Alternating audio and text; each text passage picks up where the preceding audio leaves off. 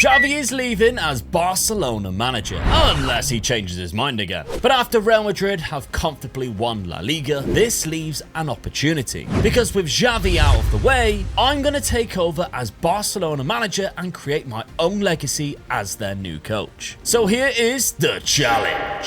I'm going to slowly fade out the older players from the Barcelona side, replacing them with players that will define my era at the club, as well as continuing to bring through the most talented crop of players from the La Masia Academy, all with an aim to eventually win the treble in Spain. But there's a couple of side quests I'd also like to accomplish, including bringing in a player from the Netherlands of my own into a starting role. And this one might be controversial, but Barcelona for a while now have been known for playing a 4-3-3. But I want to find my style of play, a different tactic, a different formation to define my era as manager of this club. And finally, I'd like to clear some of this huge debt from the club if it's possible. So with Real Madrid only getting stronger as they sign Kylian Mbappe, it's time to go to work.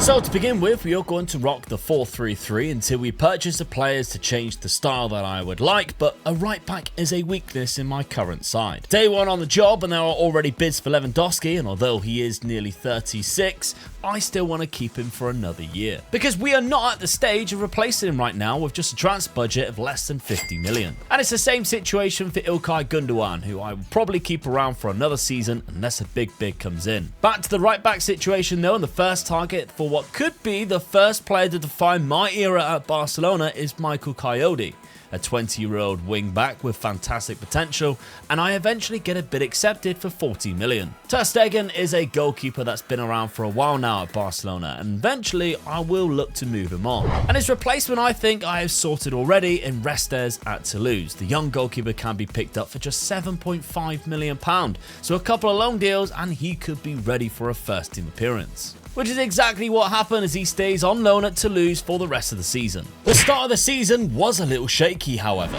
After only winning the first game of the season 1-0 against the 10 men of Celta Vigo, we then failed to win our next 2 games against a lot weaker opposition, dropping an important 4 points. We also lost the first Clásico of the season 1-0 from an Mbappe penalty. Our one positive in this early stage was Yamal was impressing and even getting a hat-trick against Levante. But we were still struggling early season with 3 losses in 11 games. We then went unbeaten in all competitions up until the new year, with the new signing Coyote putting in some of the top performances. And on the 1st of January, we sat second in the league, just a point behind Real Madrid, and looked good to qualify for the Champions League. There was a manager casualty at Atletico Madrid, however, as they find themselves down in 12th place, sacking Simeone and replacing him with Antonio Conte. After a near perfect January though, we crept above Real Madrid at the top of the table and topped the Champions League phase. And in the round of 16, the draw gave us Bayern Munich. Next thing you know, we were also out of the Copa del Rey though, after losing 14-13 on penalties, which means no treble for us this season of course. After a first leg defeat in Germany, we were on the winning end of a penalty shootout this time round and through to the quarterfinals against Manchester City. And we demolished the current holders of the competition 4-0 in the first leg, still beating them 2-1 at the Etihad too as we progressed through to the semi-finals against PSG. But it was another Clásico and unfortunately another loss to our main rivals 1-0 thanks to an own goal, who cemented themselves as clear favourites to win the league now with 7 points ahead of us. However, some good news is that Ansu Fati scored a hat-trick in the Champions League as we beat PSG in the first leg of the semi-final 5-2. But imagine my shock when former Barcelona Academy player Xavi Simons scored 2 goals and knocked us out as we lost 4-0 in Paris. That was not a good week, because Real Madrid were also crowned champions, which means a complete trophyless season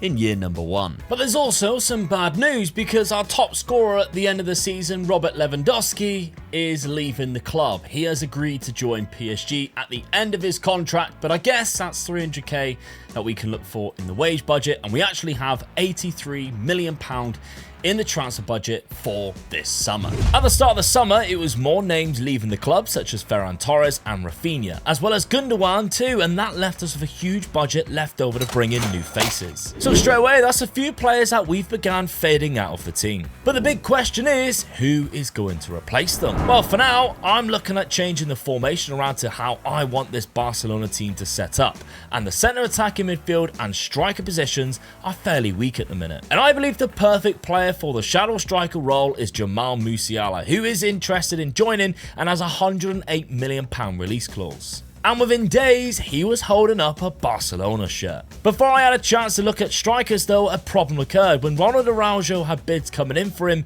and he only has 1 year left in his contract, so I accepted a £94 million offer from Liverpool. He leaves the club and I already know who I want. He might be a bit expensive because William Saliba will be the perfect replacement, so we made an offer. But guys, huge problem. Saliba has rejected us and signed a new contract at Arsenal. And I wouldn't have sold Araujo if I knew we couldn't get Saliba. After scouting around for a while, my plan B was Scalvini, who is not quite as good as Saliba or even Araujo, but still a fantastic defender with good potential. I doubled down on the centre-back position and I also brought in a second with Lukeba from Leipzig, who's also left-footed. An interesting youth intake player called Rickard is one to watch out for the future. He looks great. And our season begins without us being able to solve that striker situation. However, for now, Ansu Fati stepped up and kept us going with a good amount of goals throughout the season. And when it got to January, I decided to hold off going for a striker immediately because, well, we decided to bring in one of the world's best strikers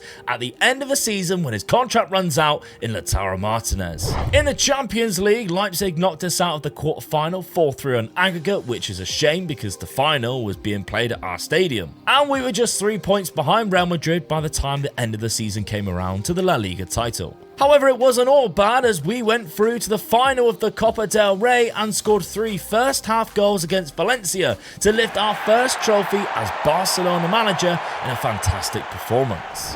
But I wonder how we will perform next season when we have Lautaro Martinez leading the line for us up front. And we also have another £90 million to spend to increase our chances even more. And straight away in Season 3, I was once again thinking about the new players for my own dynasty at Barcelona. So I accepted bids from clubs for Frankie de Jong to leave, with my ideal replacement being Sarr from Tottenham. The 23-year-old is arguably better than de Jong already, and we've eventually got a bid accepted for £100 million. And with Sarr and Martinez in the starting lineup, this Barcelona team is already looking so much stronger now.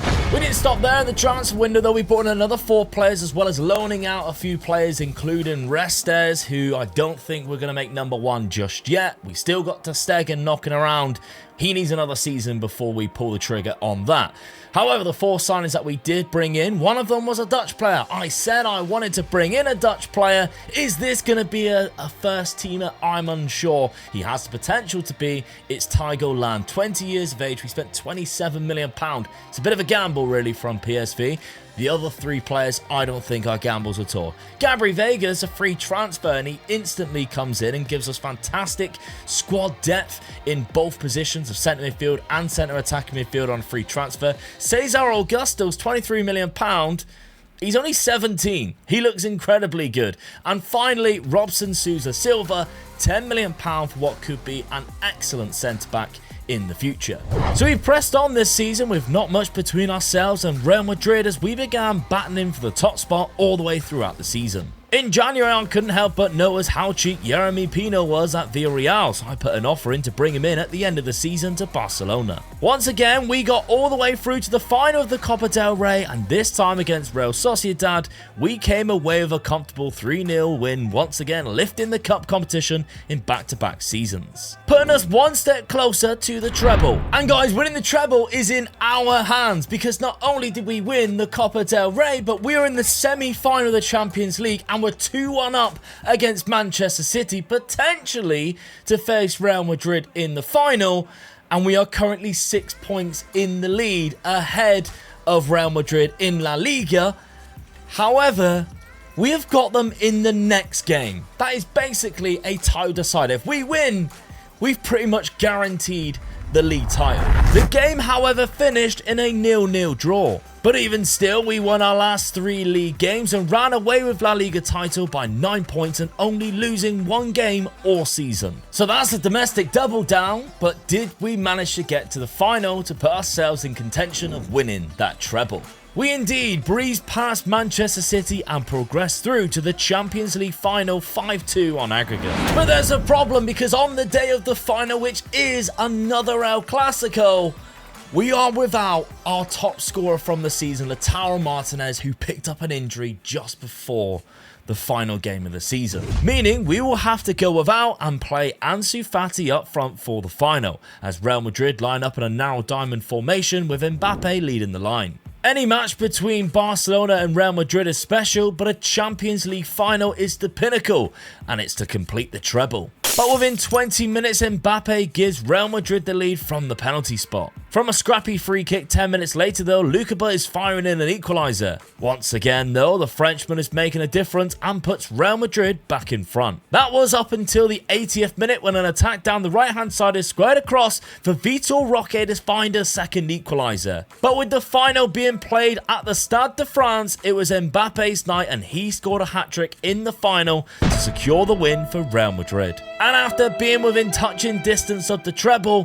we had to watch our main rivals lift yet another Champions League trophy in front of us. Well, that absolutely sucks. So I guess we go back to the drawing board and see what we can do in season number 4. Starting off with selling Ter Stegen to Manchester United, as I think it's time we put our trust in Restes in goal, with Ter Stegen being the last of the older players that I wanted to fade out of the club, and Restes hopefully becoming one of the prominent players in my legacy at Barcelona. But there's another name that I'm going to add to that list, and it's also one of the challenges that I set as a bit of a side quest, because I'm going to pull the trigger on bringing back to the club the young Dutch attacking midfielder Xavi Simons. Although he will cost £91 million when he used to be part of our La Masia academy, I feel like I am righting a wrong bringing him back to the club. I also picked up a backup goalkeeper called Cabrera from Sevilla, and we are ready for this season, and once again I think certainly our outfield has improved with the introduction of Xavi Simons with Musiala. And the start of the season was looking great, as Xavi Simons was scoring goals already and the defence wasn't conceding any.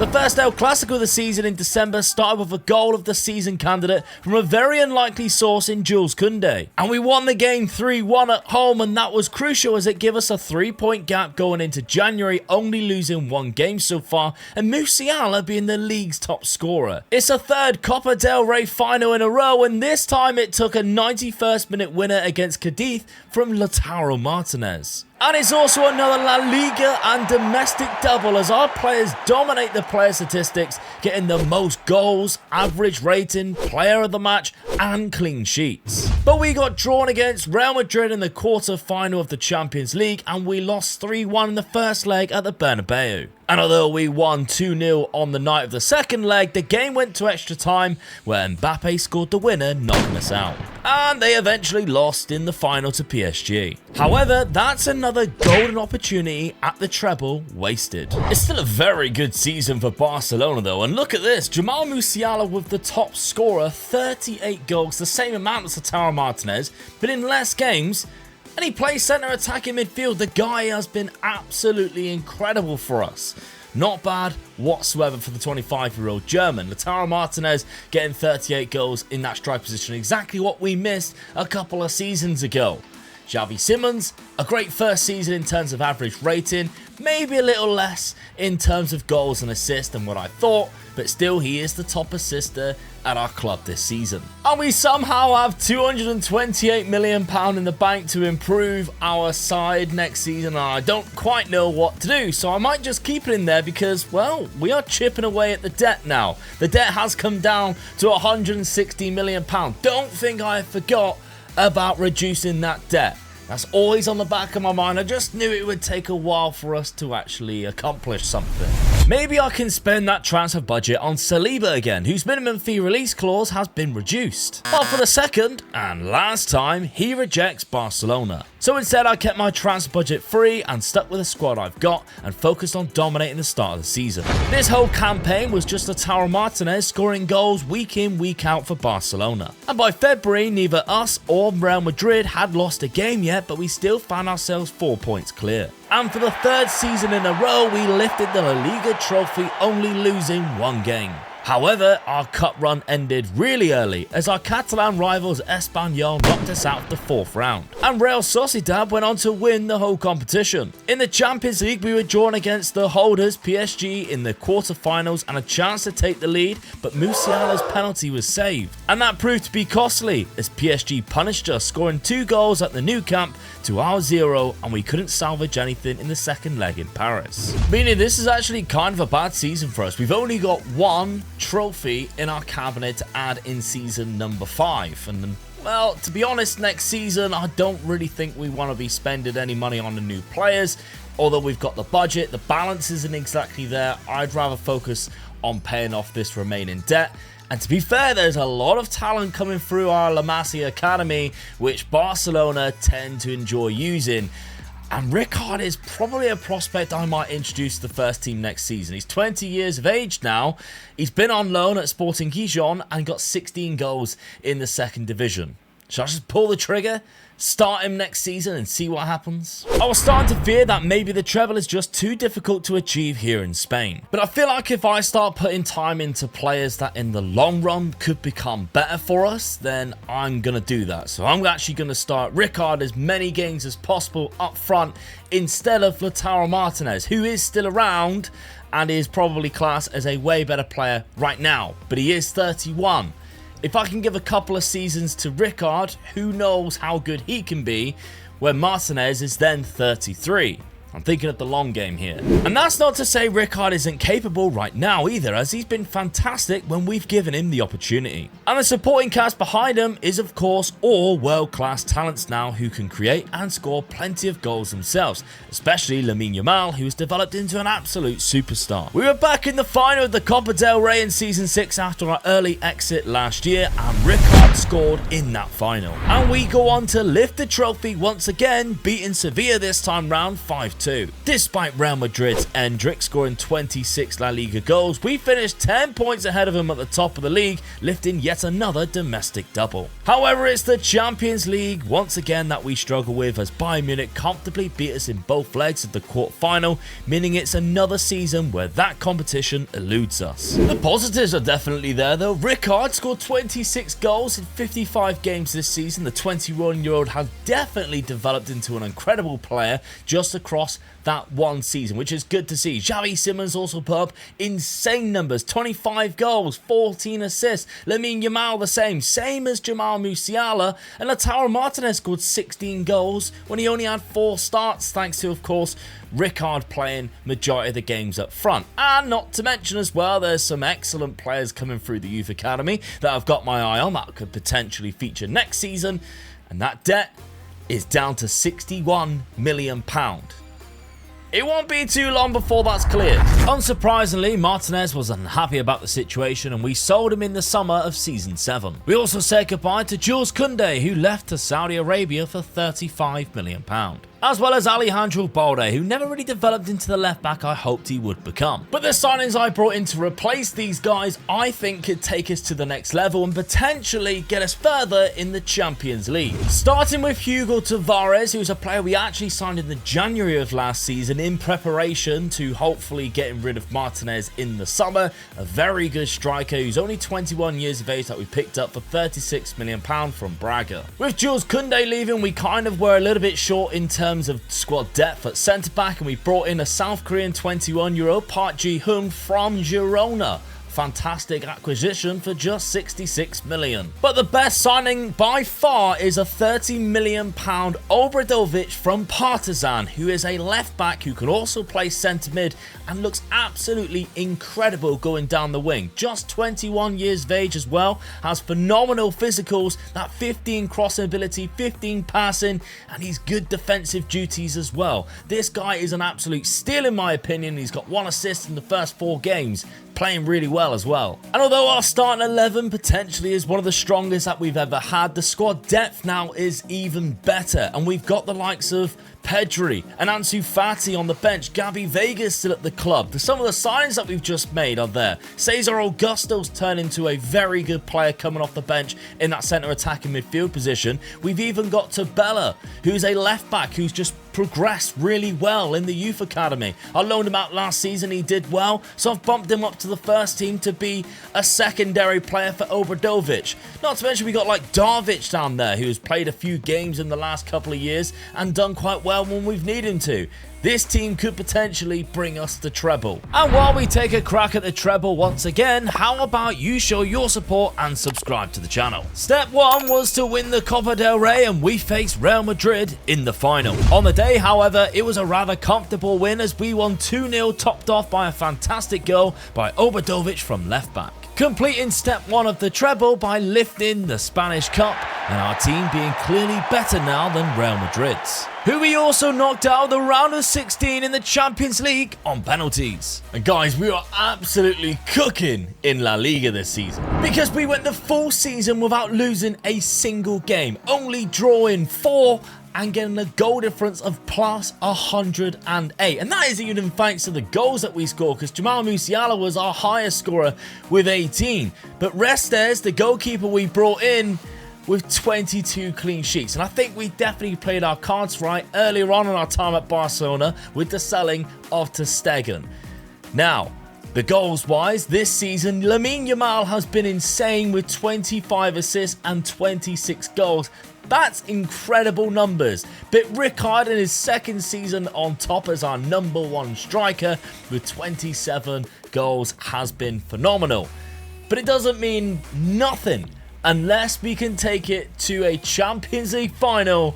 And yes, boys, we are there in the final, and we've only got to beat Arsenal. Also, I think we can finally say that the debt is pretty much cleared. Only £8 million left in there, and our finances are £300 million.